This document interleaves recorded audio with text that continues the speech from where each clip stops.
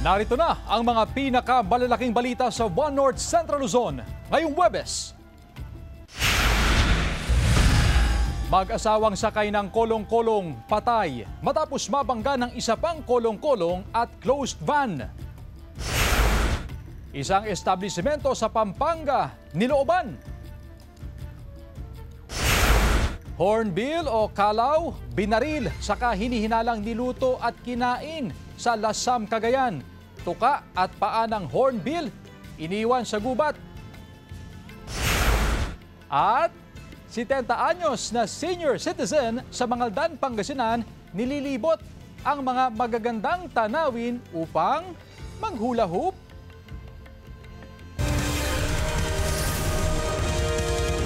Ito ang GMA Regional TV, One North Central Luzon. Magandang hapon, ako si Chris Zuniga.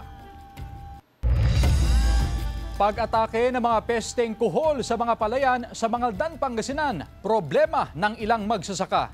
Balitang tinutukan ni Jasmine Gabriel Galban. Maaga pa lang nakamonitor na ang mga magsasaka na ito sa kanilang mga tanim na palay sa Barangay Lanas, Mangaldan, Pangasinan. Maayos naman daw ang tubo ng mga pananim. Malaking tulong ang sapat na patubig mula sa irigasyon. Pero ang problema nga lang, dahil sa minsay sobra ang tubig na dumadaloy sa mga palayan, kaya inaatake ng pesteng kuhol ang mga tanim nila. Siyempre, lagyan ng gamot na parang kuhol. Mamatay sila, hindi na kakainin yung palay. Pag walang tubig, hindi problema ang kuhol. Pero ngayon marami tubig, sir. Pag marami, yung gustong-gusto lang kainin yung palay. Agaran ng pagkontrol na ginagawa ng mga magsasaka para hindi maubos ang mga dahon ng palay, lalo na ang mga bagong punla. Kung mapapabayaan kasi, ay magdudulot ito ng mababang ani o produksyon sa palay. Ayon sa Mangaldan Municipal Agriculture Office, batida ng mga magsasaka ang dapat gawin hakbang dahil naituro na nila ang iba't ibang intervention para hindi masira ang mga pananim na palay na inaatake ng pesteng kuhol. Kahit pa paano mabuti na agapan at na control din na hindi na masyadong nakapaminsala lalo na doon sa mga iba pang kalapit barangay. Namahagi na rin ng pataba ang Department of Agriculture sa mga magsasaka sa bayan. Mahigit sa 2,400 bags ng fertilizer ang alokasyong inilaan sa mga magsasaka sa ilalim ng Rice Production Fertilizer Support Program na may kabuang halaga na aabot sa 3 milyong piso. Namahagi rin ng pataba para sa Tobacco Growers Cooperative sa bayan. Jasmine Gabriel Galban, One North Central Luzon.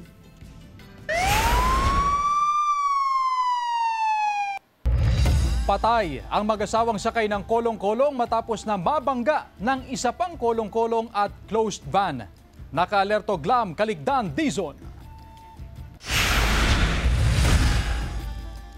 Patay ang mag-asawa matapos maaksidente ang sinasakyan nilang kolong-kolong sa Santo Domingo, Nueva Ecija. Nabangga sila ng isa pang kolong-kolong na minamaneho ng isa umanong lasing na driver. Sa investigasyon ng pulisya, binabaybay ng kolong-kolong na lulan ang mga biktima at kanilang 7 taong gulang na anak ang Maharlika Highway sa Barangay Malayantok. Kasunod nila ang nakabanggang kolong-kolong na nagtangka umanong mag-overtake sa kanang bahagi ng kalsada. Unang nahagip ng kolong-kolong ang isang big bike bago bumangga sa sasakyan ng mga biktima. Sa lakas ng pagbangga, napunta sa kabilang linya ang sasakyan ng mga biktima at nasalpok ng kasalubong na closed van. Ang pinsala po nila is may mga tama po sila sa ulo. Malakas po yung impact po ng pagkakatama ng kolong-kolong doon sa nasa unahan ng kolong-kolong. Dead on the spot ang babae habang sa ospital na binawian ng buhay ang kanyang mister. Nakaligtas ang kanilang anak na nagtamo ng iba't ibang sugat sa katawan. Sana po makipag-usap sila sa amin ng maayos kasi nga po dahil sa pangyayari na ganyan, isipin din po nila na lalo na may mga naiwan po silang mga anak na maliliit. Sinampahan na ng reklamo ang 43 anyos na nakabanggang driver. Sa pangyayari, kung kailangan ko ng tao, gagawin ko ba? Hindi ko naman po kagustuhan niya. Glam Caligdan, Dizon, One North Central Luzon.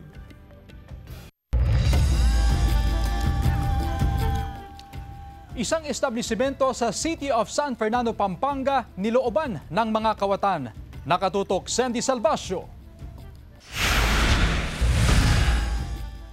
Bukas na ang glass door at sliding window ng establishmento nang maabutan ng store manager umaga noong Martes sa Barangay Santo Niño, City of San Fernando, Pampanga. Nalaman lang natin na mga around 2 a.m. na looban dahil doon sa CCTV footage ng kanilang establishment. Dumaan doon sa gilid, yung sa window na maliit. Allegedly, nandun yung sales nila na naiiwan pala doon. At walang gwardiya yung store dyan. Dumiretso umano ang mga sospek sa vault. Natangay ng mga sospek ang mahigit 190,000 pesos na napagbentahan. Nakuha rin ang isang mobile phone na nagkakahalaga ng 7,000 pesos. Ayon sa pulisya, posibleng pinag-aralan ng mga sospek ang galaw ng operasyon at seguridad ng tindahan. Agad na rumisponde ang Pampanga Police at Pro3 at sinusuri nila ang CCTV footage upang matukoy ang pagkakakilanlan ng dalawang sospek na tumakas sakay ng motorsiklo. Based doon sa CCTV footage na nakuha natin, positively identify, mamumukhaan naman natin yung tao. Nandun pati mga identifying marks niya, yung mga tattoo niya kasi wala namang cover. Continuous pa rin ang ating forward at saka backtracking kung saan sila nang galing at kung saan sila pupunta. Sa ngayon, patuloy ang follow-up operations ng mga otoridad. Hinihikayat din nila ang publiko na maging mapagmatsyag at doblehin ang seguridad, lalo na ang mga establishmento na madalas nagtatago ng malaking halaga ng pera. Wala pang pahayag ang pamunuan ng nasabing establishmento.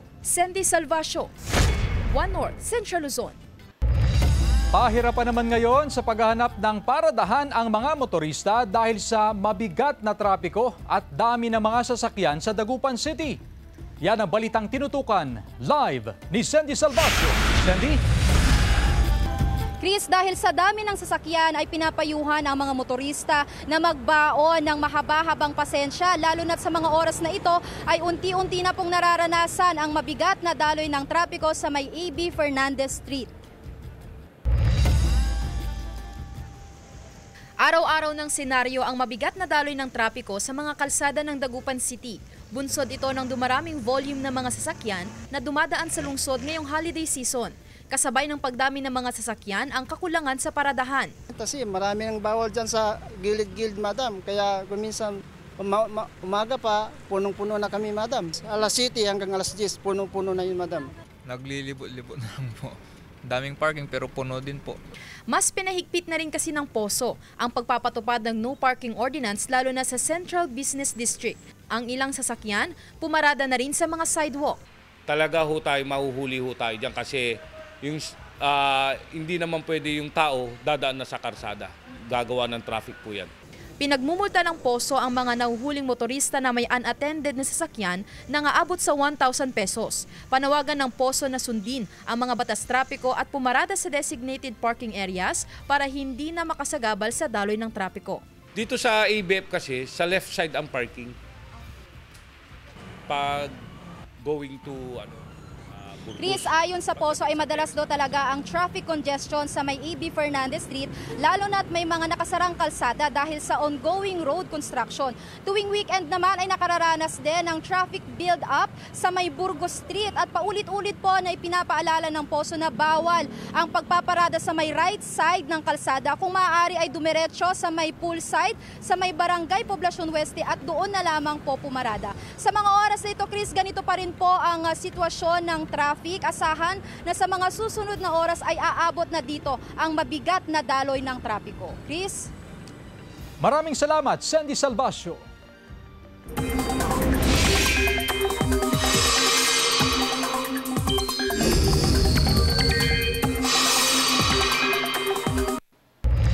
Mga kapuso, dalawang weather systems ang makakaapekto at posibleng magdala ng pag-ulan sa ilang bahagi ng bansa. Sa ngayon, wala pang namamataang bagong sama ng panahon o namumuong bagyo sa loob at labas ng Philippine Area of Responsibility. Pero dahil sa amihan, shearline at localized thunderstorms, posible pa ring ulanin ang ilang lugar. Sa datos ng Metro Weather, may tsansa pa rin ng ulan sa ilang bahagi ng Cagayan, Isabela, Cordillera, pati na ang ilang bahagi ng Ilocos Region at Central Luzon. Posible rin ang ulan sa iba pang bahagi ng bansa.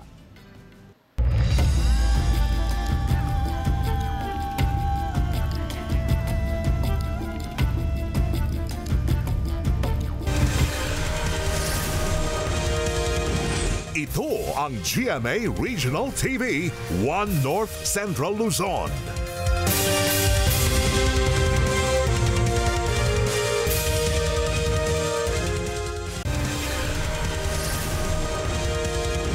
Ito ang GMA Regional TV, 1 North Central Luzon.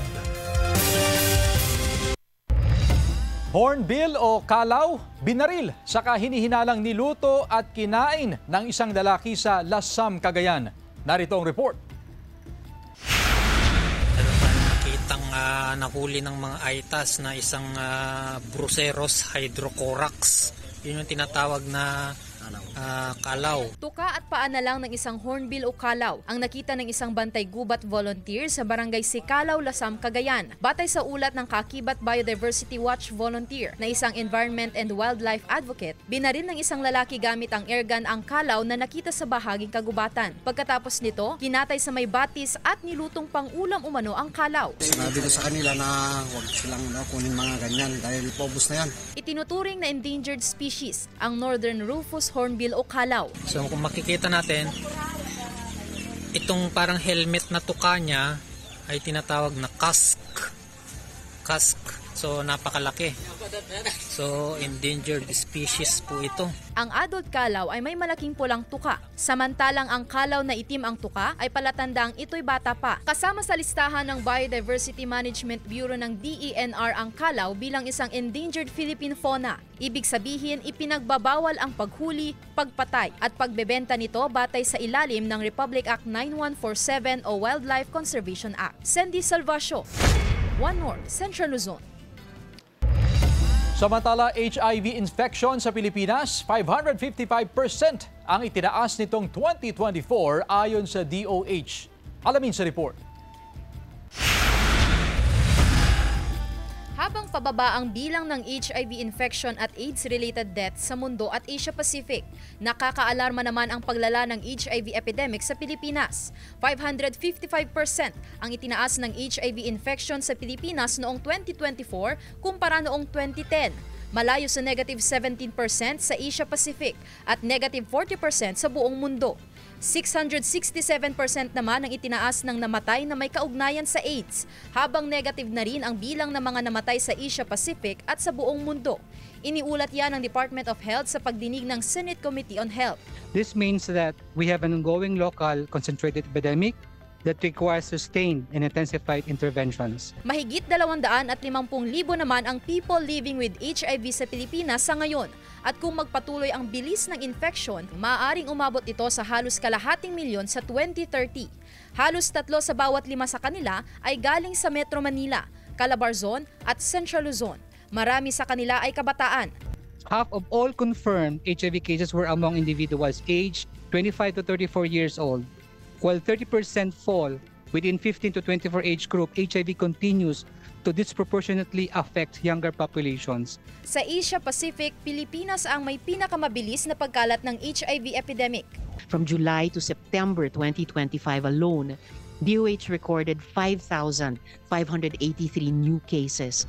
30% of them under 18. May isang 7 taong gulang na bata mula sa South Cotabato ang nag-positibo sa HIV.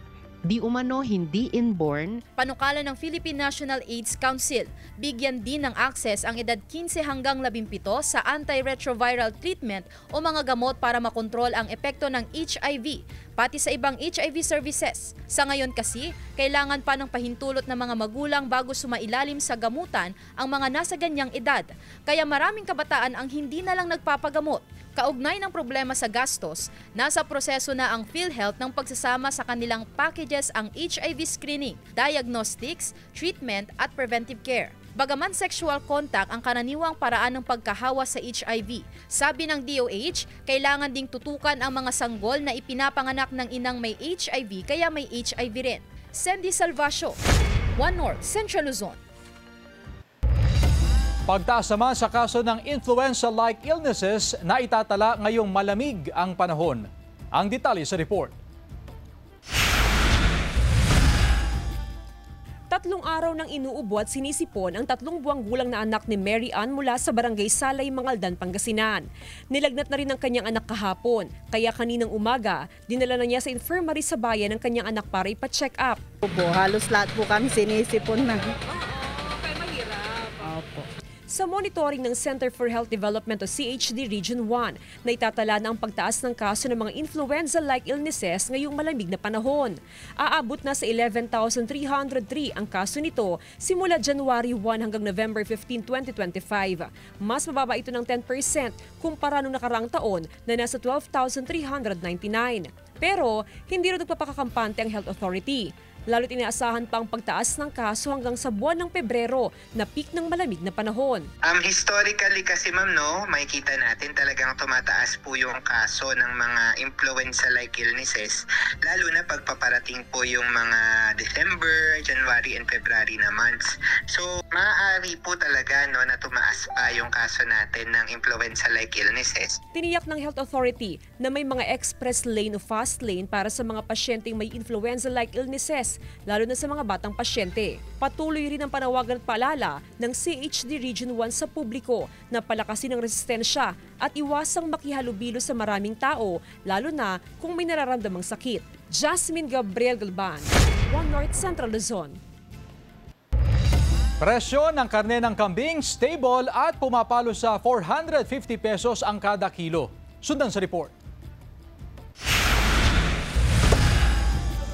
Marami na raw ang nagpapareserve ng karne ng kambing sa Kalasyaw, Pangasinan ngayong nalalapit na ang Pasko. Posibleng mas tumaas pa ang bilang ng mga magpapareserve at bibili ilang linggo bago ang New Year. Magandang pamasko naman para sa mga mahilig kumain ng karne ng kambing dahil hindi tumaas ang presyo nito magmula noong nakaraang buwan. Nasa 450 pesos per kilo ang laman habang 350 pesos per kilo naman ang pait at ulo. Si Mang Romeo bumili na rin ng karne ng kambing na kanilang iluluto upang ihanda sa kanilang Christmas party. Okay naman ang presyo nila.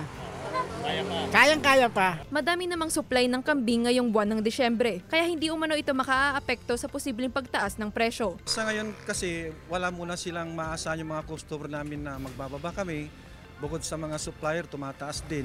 Siguro mag-i-stable kami ng 450 sa presyo ng laman ng kambing. Hanggang sa New Year na yan siguro. Regular naman ang pag-iikot ng veterinary office sa mga nagbebenta ng kambing upang masiguro ang kalidad nito. Kasama si Ron Taniedo, Joel Fernandez, One North Central Luzon.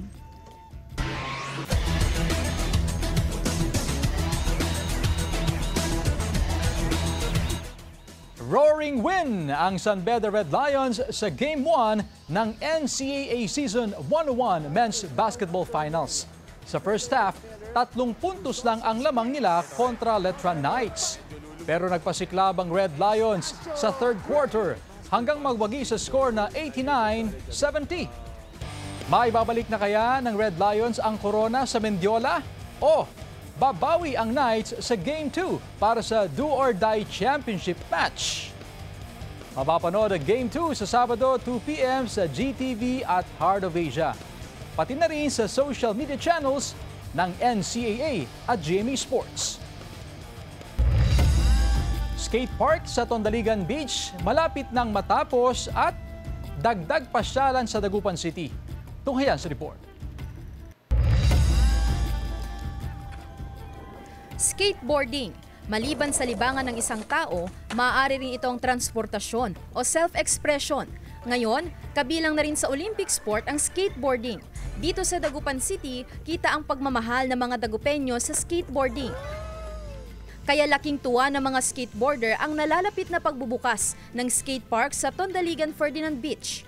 Kung may tutulong nito dito sa hindi lang po sa buong Pangasinan kasi po marami na pong talents dito sa atin ng mga skaters actually na nakikipag-competition sa mga iba-ibang lugar. Dumaan umano sa maraming proseso at standardization ang pagpapatayo ng skate park. Ayon sa LGU, kabilang ang skate park sa Phase 1 ng proyekto na pinondohan ng mahigit kumulang 20 million pesos. Susundan naman ito ng pagpapatayo ng basketball court sa tabi ng skate park para sa Phase 2. Alam niyo ba yung skating ring na yan, matagal na nilang hinihingi yan. Ngayon, mafu-fulfill na. Nag-budget na tayo agad kasi sports is one of our priority. Una sa plano ng skating community ang paghihikayat sa mga skateboarders sa Pangasinan, kabilang ang mahigit 500 skateboarders sa Dagupan.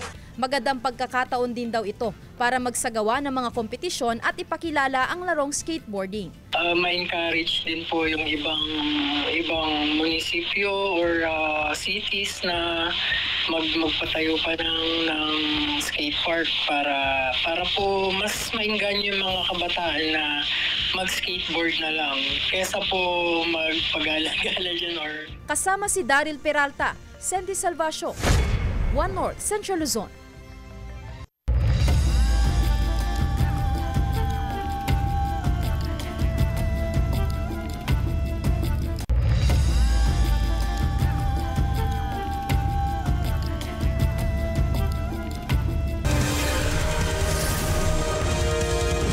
Ito ang GMA Regional TV, One North Central Luzon.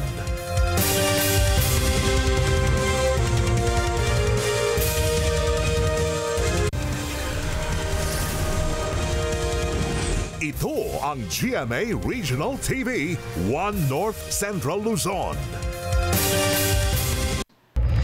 Takaw aksidenteng butas na kalsada na una nang nai-report sa ONCL na ayos na sa Barangay Anulid, Bangaldan, Pangasinan. Darito ang report. Buwan ng Setyembre nang idulog at maiulat sa One North Central Luzon ang butas na bahagi ng kalsada na peligroso sa mga motorista sa Barangay Anulid, Bangaldan, Pangasinan. Karaniwan ito nagiging dahilan ng aksidente, lalo na sa mga motorsiklo. Matapos maiulat, naayos na ang butas na bahagi ng kalsada. Natakpan na ito at diretsyo ng nakakadaan ng mga motorista. Maganda yung daanan. Oo, kasi pag may butas dyan, sir, mahirap. Mahirap, magagawa ng traffic. Malaking bagay para sa barangay ang pagkakaayos ng kalsada. Kasi dati po nung hindi pa nagagawa yan, nagkukos talaga siya ng accident. Actually, parang pangatlo na ata yan o pangalawang beses na inayos yan. Binabantayan ngayon ng barangay ang mga dumadaan sa kalsada upang hindi ito masira. Hanggat maaari, pinaiiwasan ang pagdaan dito ng mga mabibigat at malalaking sasakyan gaya ng truck. Nakatakdang mag-schedule ang barangay council ng meeting para personal na kausapin ang mga residente nagmamay-ari ng mga malalaking truck sa kanilang barangay. Jasmine Gabriel Galban, One North Central Luzon. Arestado ang 41 anyos na lalaki matapos saksakin ang kanyang kapitbahay sa Barangay Bayoyong, Basista, Pangasinan. Pasado alas 12 ng hating gabi noong Martes. Ayon sa investigasyon ng pulisya, habang nagiinuman ang 63 anyos na lalaking biktima at kinakasama nito sa kanilang tahanan, biglang sumugod ang sospek at nagsisigaw. Sinaksak ng sospek ang biktima gamit ang isang kutsilyo. Nagtamo ng sugat sa kaliwang bahagi ng tiyan ang biktima na ngayon ay nagpapagaling na sa ospital. Wala pa siyang pahayag.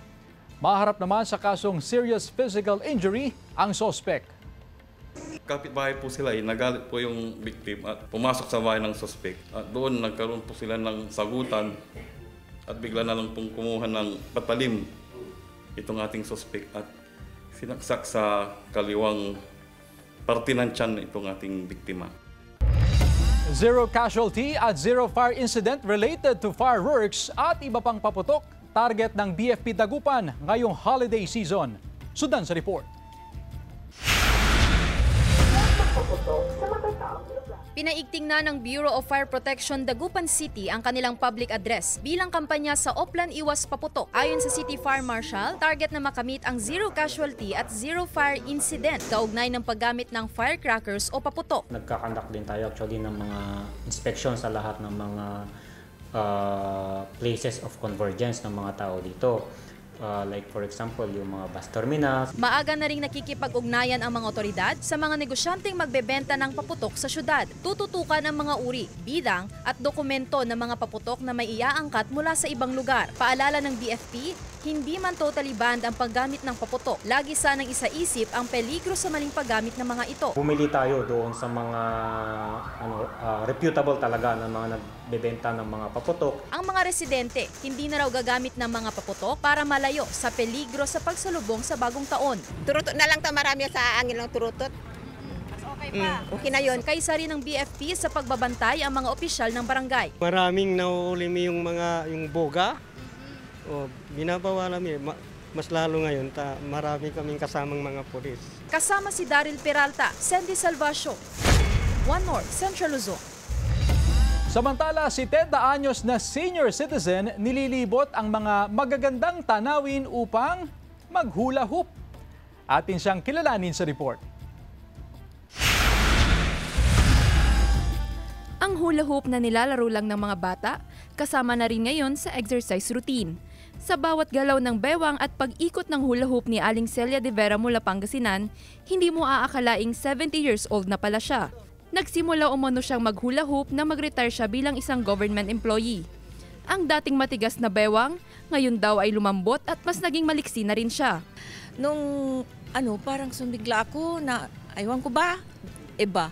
Kaya kailangan mayroong 30 minutes, kahit na 30 minutes, na kung anong gusto nyo, sayaw or hula hoop or walking. Healthy na, nakaka-fresh pa. Dahil sa kanyang regular hula hoop exercise, gumanda rin umano ang kanyang kutis. Kita naman kay Aling Celia na halos wrinkle-free pa ang mukha. Kasi sabi nila, hindi mo tingnan ang senior na ganyan, sabi nila. Ewan ko, niluloko nyo lang ako, sabi ko. Kahit nagkakaedad na siya ng 70, ang tingin ko sa kanya, parang ang edad niya, wala pang 30. Nais ni Aling Celia na maengganyo ang mga katulad niyang senior citizen na maging healthy and good-looking. Kaya't inumpisahan na rin nilang umikot sa iba't ibang lugar sa Pangasinan at doon gumagawa ng hula hoop videos na kanilang ipinopost sa social media. Balang araw, plano naman niyang sa ibang bansa maghula hoop upang ibahagi na ang exercise ay hindi lamang pangbata, kundi para rin sa matanda. Yung anak ko, makuha kami, this is States. Yes. Lilibot din akong maghuhula hoop. Kasama si Ronta Nieto, Jewel Fernandez, One North Central Luzon. Mga kapuso, 14 days na lang, Pasko na. Samantala, mapapanood niyo po ang episode na ito at iba pang pinakahuling lokal na balita sa official website ng GMA Regional TV, www.gmaregionaltv.com. Pwede rin kayong bumisita sa aming official YouTube channel, GMA Regional TV, at i-click ang subscribe button para sa pinaka-maiinit na balita mula sa mga rehiyon. Nais din naming pasalamatan ng mga kapuso sa Hilaga at Gitnang Luzon, maging ang mga kapuso natin abroad. Dahil sa GMA Regional TV, local news matters. At yan ang mga pinakamalaki at pinakahuling balita sa Hilaga at Gitnang Luzon. Maraming salamat sa pagsama sa amin, pati na ang mga kapuso sa ibang bansa na tumutok sa mga balita sa rehiyon. Ako po si Chris Zuniga. Kami ang GMA Regional TV, One North Central Luzon. Buong puwersa para sa mas malaking misyon at mas malawak na pagdilingkod sa bayan.